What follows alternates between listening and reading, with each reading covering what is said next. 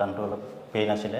মাজে মাজে ডিঙিটো ঘূৰাব নোৱাৰোঁ এতিয়া লাহে লাহে মই মানে তলতো বহিব নোৱাৰা হৈছোঁ আৰু তলত চাব নোৱাৰা হৈছোঁ এতিয়া আপোনাৰ এটা ট্ৰিটমেণ্ট কৰি কিনে মই মোটামুটি 90% মান মই ৰিলিফ পাই গ'ল একদিনত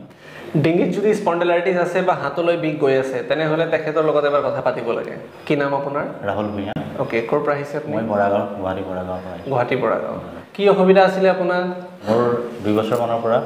এইটো জাষ্ট কাণটো অলপ পেইন আছিলে এতিয়া লাহে লাহে মই মানে তলতো বহিব নোৱাৰা হৈছোঁ আৰু তলত চাব নোৱাৰা হৈছোঁ মাজে মাজে ডিঙিটো ঘূৰাব নোৱাৰোঁ ওকে বিষ বিষ আৰম্ভ